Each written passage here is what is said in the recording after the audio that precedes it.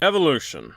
Noun. The gradual development of something, especially from a simple to a more complex form. I chose this definition over the others because I feel this one represents the Pokemon movie franchise the most, starting off as a continuation of an anime episode, to eventually creating its own timeline of movies with continuity to each one, starting with I Choose You, and continuing this trend with the upcoming Pokemon movie, Coco, after a 10-year delay. Multiverse theory aside, there is also the increase in quality when it comes to animation and writing as these films have gone on, for the most part. So you can imagine my concern when at the end of the Pokemon the Movie Everyone's Story, they announced that the next film would not be a continuation of this timeline, but instead a CGI remake of the very first Pokemon movie. Not an I Choose You version of it, a remake of the anime timeline version of it. And as time went on and more of the movie got revealed through trailers, my concern only increased when it became more and more apparent this remake was going in a direction I didn't agree with. Now, first off, let me get the elephant in the room and chuck it the fuck out the window. I don't like the art style at all. Sure, it looks fine in terms of fluidity, but what good is that when the thing being animated is fucking ugly to look at? It looks glossy as hell, the pupils are way larger than before, and it frankly makes them look more like dolls instead of an actual person. The proportions are wonky as hell at points in this film. It's not good. Even the lighting and colors aren't that great here, so instead of making these scenes pop out on the screen, it makes me want to turn my head away from the screen instead. Look, I get that they wanted to differentiate it from the original, but the attempt wasn't handled that well, and oddly enough, it makes the film look even more dated than the original was, and that came out 2 decades prior.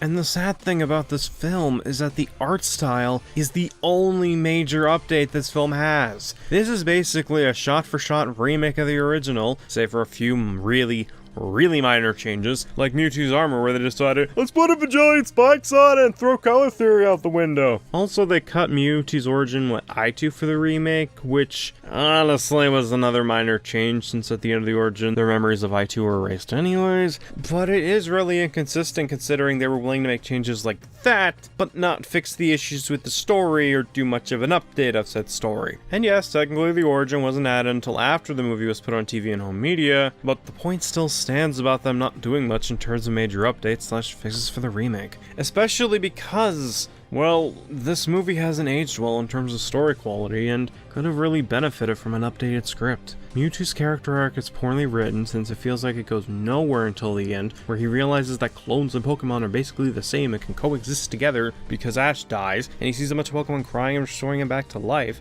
His plan is all over the place and makes no goddamn sense, making him feel like he's being dragged through the plot by the hand as if he were a child, and even if that was supposed to be the reason for the inconsistency, doesn't mean I have to like it. And I don't, because this is supposed to be the antagonist of the movie. Why should I care about him or take him seriously when his plan is all over the place, he's far from interesting in terms of personality, and he's not really consistent as a character? Not to mention the fact that, well, they treated his character arc so fucking poorly. If they could even call it a character arc. So why should I take him seriously? Because he's strong? Well, power means nothing if you don't have a goal to fight for, and Mewtwo clearly doesn't have one. Is it to destroy the world, create a clone army, rule it, prove he is superior even though he could find out in 2 seconds by beating up Mew? No matter which one it is, the movie doesn't do a great job with it, because the movie can't seem to make up its mind on what Mewtwo's plan actually is. Hell, this lack of updating the script also hurts this point about Mewtwo being taken seriously due to its strength, because this movie came out in a time where Mega Evolutions and Z-Moves exist.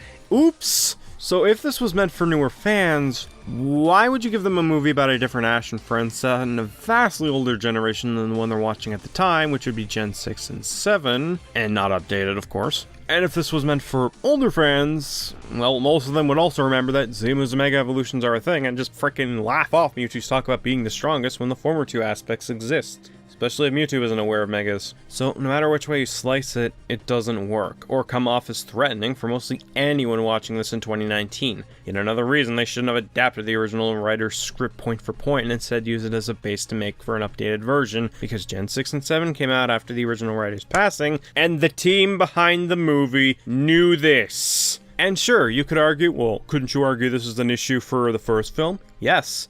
But the first film came out before this. The remake came out after these generations came out. So a lot more people are aware of Mega Evolutions and Z-Moves. and will be watching it with that mindset most likely, especially if they're newer fans. On top of that, this movie is also not paced that well. There are several scenes that go on for far longer than they should, and could have been trimmed, or frankly that time could have been used for literally anything else important to the movie.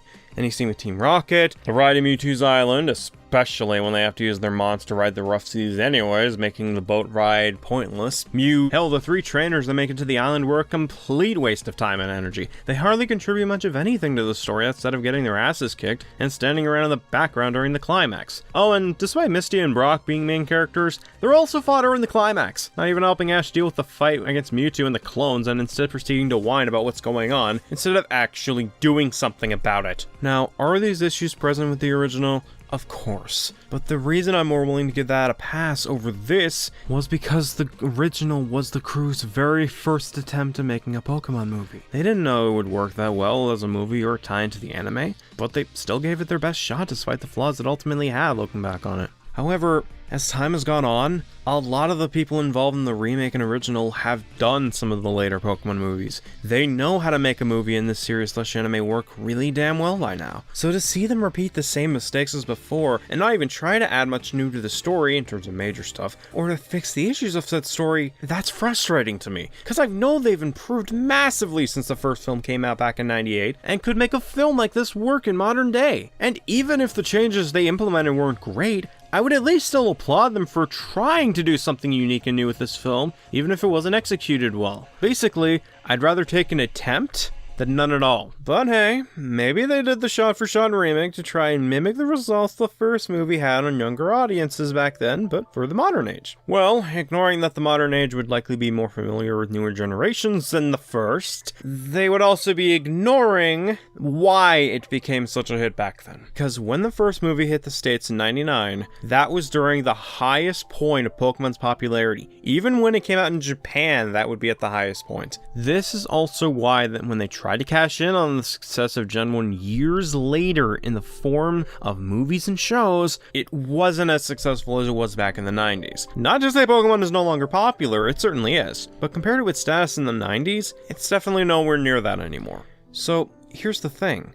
If the series is no longer as popular as it was back then, even to the point where the Gen 1 throwbacks don't make as much as the first movie, and their attempt at another Mewtwo movie didn't work that well financially and critically, why even remake this movie shot for shot? They know this isn't going to be as successful, they know it's not going to be as profitable as the first, so why bother? And, spoiler alert, the movie made way less than the original did when you adjust the original's box office amount with inflation. It's not even close. Oh, and speaking of how, let's deal with audio, because while the soundtrack of both versions is fine, the dub is what I want to address. This film's dub is more accurate to the original Japanese version for the most part. There are some changes, mainly near the end, but it's still more accurate to the source script than the 4Kids dub. That's great.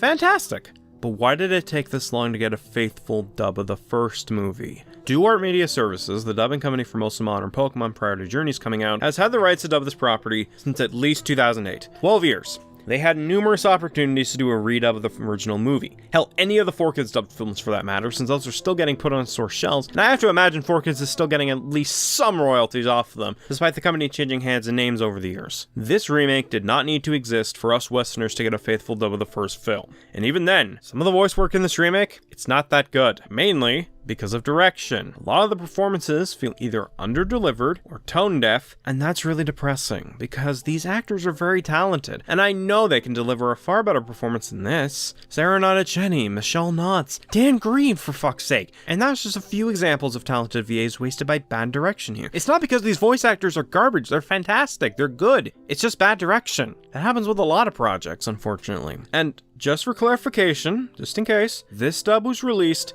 before the pandemic became big enough in the US for them to start locking things down. So it's not a situation where the studio was strapped for time and are not having many people around to direct the vocal performances due to risk of getting COVID. Those weren't a factor at the time. Alright, this is getting depressing, so I'm just gonna end it here. This movie didn't need a shot-for-shot remake, and releasing it in modern day with hardly any innovations or improvements only shows the cracks in the original more and more. cracks that were excusable for the time because it was the first attempt at a Pokemon movie, but now aren't excusable in modern day when you remake it, because most of the crew that worked on the first worked on the later Pokemon movies and honed their craft. They know how to make these Pokemon movies work, and work really damn well. Hell, the idea of going back to the first movie isn't a bad idea conceptually, especially when, like I said, the people behind the first did a lot of the later movies and honed their skills since '98. They could have fixed up a lot of the dialogue, story, pacing, and characters to not only make it a true evolution of the film, like the title says, but also please newer viewers of Pokemon and old, which I imagine was the initial point to remake this movie in the first place. But when you do it nearly shot for shot, and hardly update or fix the problems, or at the very least redo the story,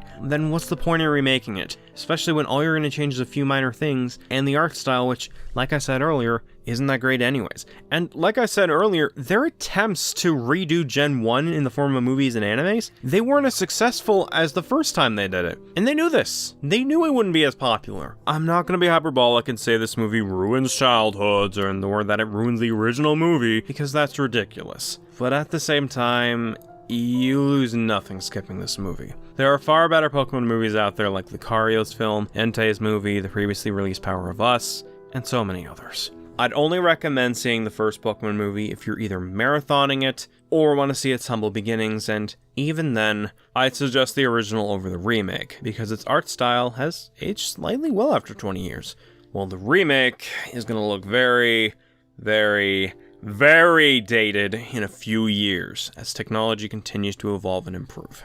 However, if there is one positive I could find from this movie, is that it made me appreciate the I Choose You timeline a lot more. They remade elements of the original series and films, but expanded upon it, updated it for modern day. And while I Choose You was a movie I didn't execute it well personally, the one that came after did execute it well, and became one of my favorite films in the Pokemon movie franchise. If Evolution was more like this and was executed well, I'm sure I would rank it pretty high up on my list too. I would have happily put it high up if they did something like this and it was executed well. But since it isn't, here we are. A worthless remake with a terrible art style, and only makes me see the cracks in the original more than the original ever did. Sure, it has a fine dub, but like I said earlier, this movie didn't need to exist to make that happen. I'm not even going to bother ranking this film on my list. If they hardly tried to do much new with this movie, why should I try to think of a rating/number for it? Oh nee, my salt shaker's finally full. Anyways, until we meet again, I'm David Grimm, and thank you for watching.